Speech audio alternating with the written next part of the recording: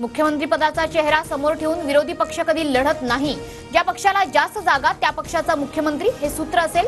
महाविकास आघाडीच्या मुख्यमंत्री पदाच्या चेहऱ्याबाबत पृथ्वीराज चव्हाण यांचं वक्तव्य। महाविकास आघाडीत जागा वाटपाला सुरुवातीला 156 जागांवर चर्चा होणार। काँग्रेस 2 नंबरवर असलेल्या मतदारसंघांवर दावा करणार, सूत्रांची माहिती। महायुतीत विधानसभा निवडणुकीच्या प्रचाराची रणनीती ठरली। महायुती राज्यभरात समन्वय मेळावे आणि संवाद दौरे करणार। वर्षावरील महायुती समन्वय समितीच्या बैठकीत निर्णय। 7ही विभागांमध्ये मुख्यमंत्री आणि दोन्ही उपमुख्यमंत्र्यांच्या सभा होणार। 20 तारखेपासून महायुतीतील 3ही नेत्यांच्या जाहीर सभा। कोल्हापुरात पहिली सभा पार पडणार।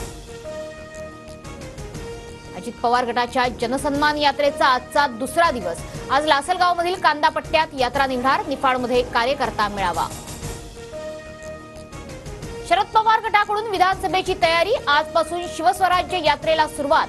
शिवनेरीच्या पायथ्यापासून यात्रेला प्रारंभ करणार। लेण्याद्री इथे पहिली सभा पार पडणार। उद्धव ठाकरेंनी सहकुटुंब दिल्लीत घेतली सोनिया गांधींची भेट। आगामी विधानसभा निवडणुकीच्या रणनीतीवर खरगे आणि राहुल गांधींसोबत बैठक घेतल्यानंतर सोनिया गांधींसोबत चर्चा। 29 ऑगस्टला अंतरवलीत बैठक। उमेदवार द्यायचे की पाडायचे ते अंतरवालीच्या बैठकीत ठरवणार। मनोज जरांगेंची माहिती। विधानसभा अध्यक्ष राहुल नार्वेकरांकडून सेंट जॉर्ज रुग्णालयातील घटनेबाबत उच्चस्तरीय चौकशीचे आदेश। एका रुग्णाचा अचानक मृत्यू झाल्यानं गोंधळ झाला होता। विनेश फोगाटच्या याचिकेवर आज 12:30 वाजता सीएसएस मध्ये सुनावणी होणार। भारताकडून वकील हरीश साळवे बाजू मांडण्याची शक्यता। विनेशच्या बाजूने निकाल लागल्यास रौप्य पदक विभागून देण्यात येणार। ऑलिम्पिकमध्ये भारताला आणखी एक कांस्य पदक। भारतीय हॉकी संघाचा स्पेनवर 2-1 विजय। टोकियो नंतर पॅरिस ऑलिम्पिकमध्येही भारताला कांस्य पदक। भारताचं पॅरिस ऑलिम्पिकमधलं पहिलं रौप्य पदक। भालाफेकीत नीरज चोप्राने इतिहास रचला। ट्रॅक अँड फील्ड एथलेटिक्स प्रकारात 2 पदकं जिंकणारा नीरज एकमेव भारतीय। पॅरिस ऑलिम्पिकमध्ये भालाफेक स्पर्धेत पाकिस्तानच्या अशरद नदीमनं कोरलं सुवर्ण पदकावर नाव। 92.97 मीटर भालाफेकत ऑलिम्पिकमध्ये केला विक्रम।